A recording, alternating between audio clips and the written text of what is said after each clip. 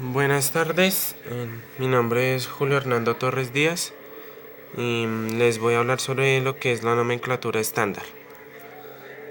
La nomenclatura estándar controla los nombres de capa, la clase y el byteport utilizados en un proyecto.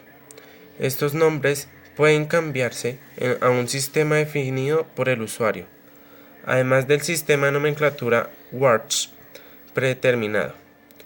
Se pueden asignar los estándares para su uso en toda la oficina o para convertir un archivo existente en el estándar de oficina. Este comando también se puede usar para asignar atributos específicos a clases de estándares y cambiar los nombres de capas. Viewports o vistas y clases en el estándar actual. El comando no crea capas, clases ni byteport nuevas. Los diferentes parámetros o estándares son los siguientes: estándar activo, detalles, habilitar clasificación automática. Estándar activo, con su definición, es seleccionar el estándar de nomenclatura para aplicar a las clases, capas de diseño, capas de hoja, byteports y vistas guardadas. En detalles podemos encontrar el cuadro de diálogo, detalles de nombramiento estándar para editar los nombres para un estándar personalizado.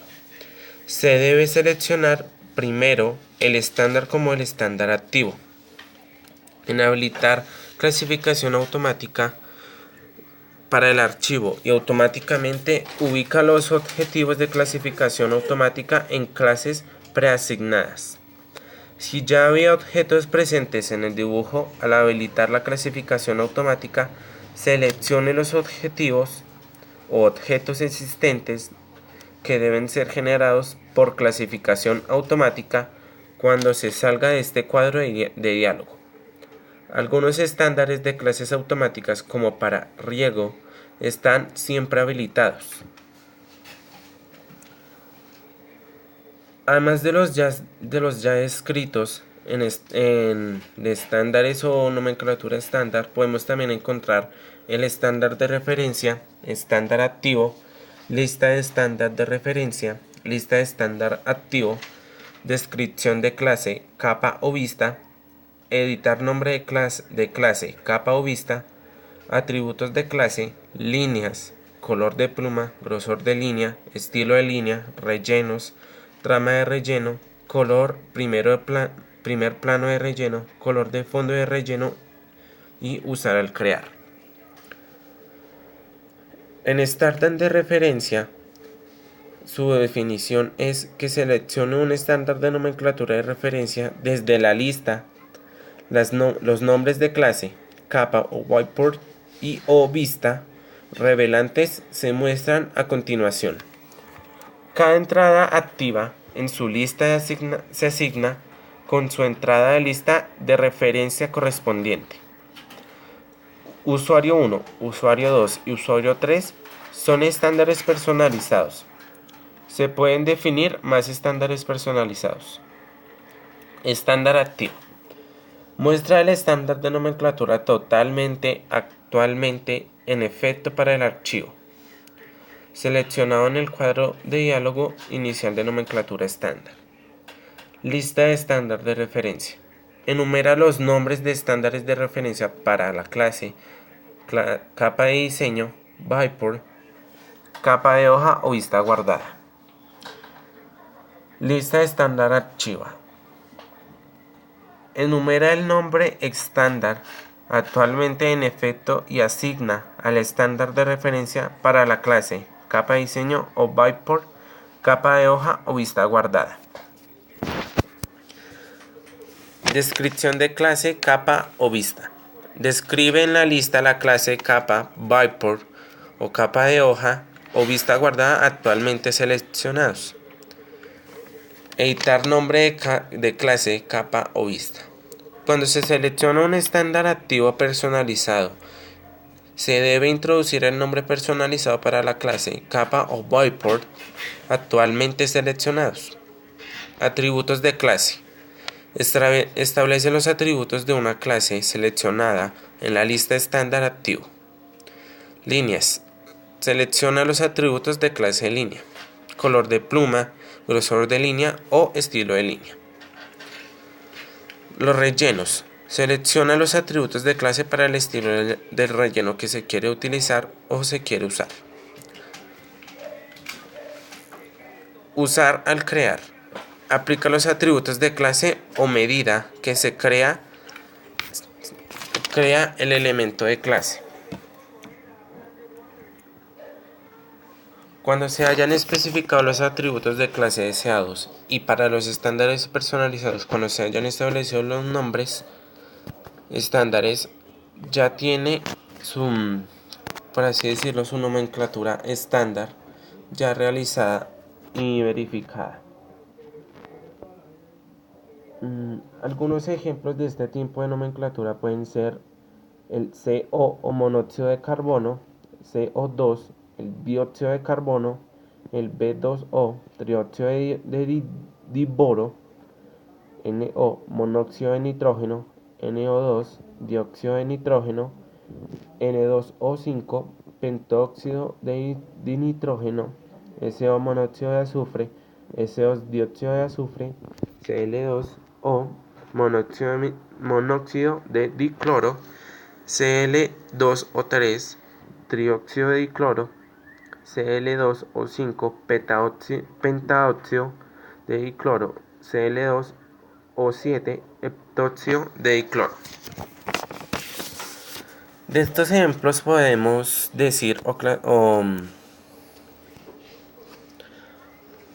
definir que se utiliza un sistema estequiométrico, el cual va aumentando con el número que se halla en las diferentes fórmulas, como por ejemplo el NO2.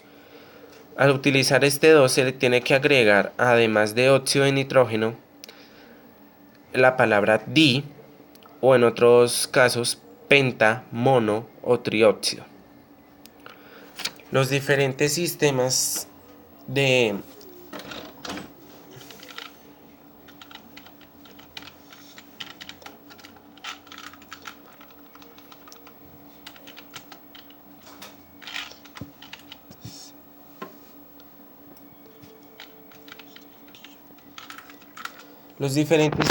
de estequiométrico son los siguientes.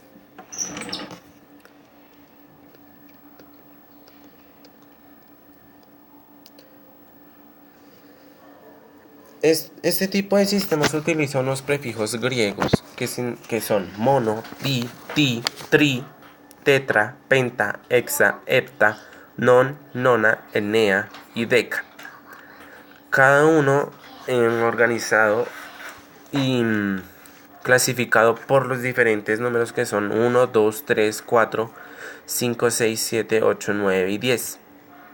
Este sistema también es conocido como nomenclatura por atomicidad o estequiométrica. Es el sistema recomendado por la IUPAC, lo cual se basa en nombrar a las sustancias usando prefijos numéricos griegos que indican la atomicidad de cada uno de los elementos presentes en cada molécula.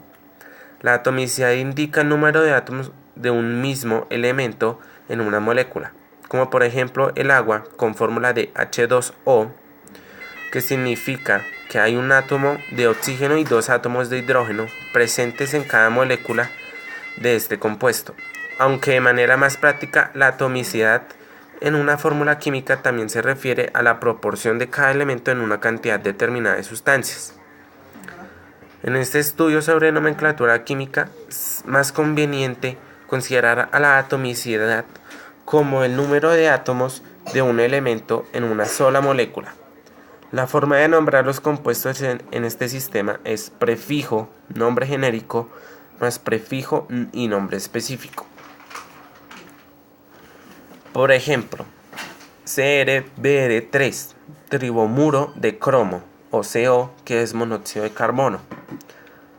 En casos en los que se puede haber en los que puede haber confusión con otros compuestos como las sales, dobles o triples, oxisales o similares, se pueden emplear los prefijos bis, tris, tetras, etc. Por ejemplo, fluorapatita, o sea Ca5F, fluoruro tris fosfato de calcio, ya que si se usara el término tritosfato, se estaría hablando del anión tritosfato P3 o 10, en cuyo caso sería Ca5F, P3 o 10. Este sistema de nomenclatura se basa en nombrar a los compuestos escribiendo el final del nombre con números romanos de valencia atómica del elemento con nombre específico, en el que indica el nombre o número de electrones que un átomo pone en juego en un enlace químico. Un número positivo cuando tiene a ceder o tiende a ceder los electrones, y un número negativo cuando tiende a ganar electrones. De forma general, bajo este sistema de nomenclatura, se nombran de esta manera: nombre genérico más D más nombre del elemento específico más el número de valencia o de electrones. Normalmente, a menos que se haya simplificado la fórmula, la valencia puede verse en el subíndice o subíndice del otro elemento. Los números de valencia normalmente se colocan con superíndices del átomo o elemento en una fórmula molecular. La suma de las cargas de 2 más 3 de O más 3 menos 2 igual a 0. Así la fórmula del óxido de aluminio es AiO 2O. Alternancias de la valencia. Un ejemplo sería Fe2 más 3 S3 menos 2, que sería sulfuro de hierro, poniendo entre comillas el número 3, el número romano, que como ya lo sabemos son los 3 palitos. En este sistema de nomenclatura se indica la valencia del elemento de nombre específico con una serie de prefijos y sufijos. De manera general, las reglas son: cuando el elemento solo tiene una valencia, simplemente se coloca el nombre del elemento precedido de una sílaba, de, entre comillas, y en algunos casos se puede optar a usar el sufijo ico, como por ejemplo QO2O, óxido de potasio o óxido de potásico.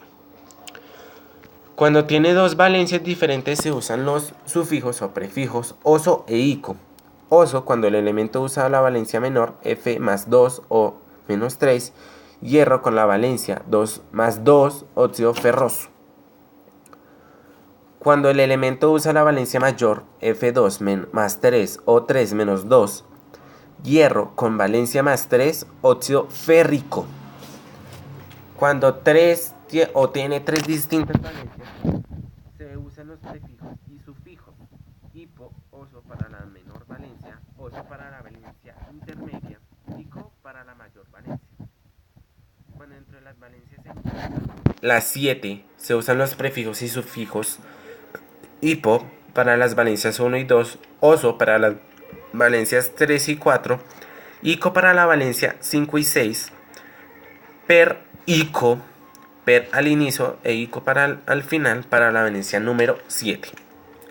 Ejemplo: Mn2 más 7 o 7 enos 2, óxido permangánico, como ya lo habíamos dicho, per al inicio e ico al final.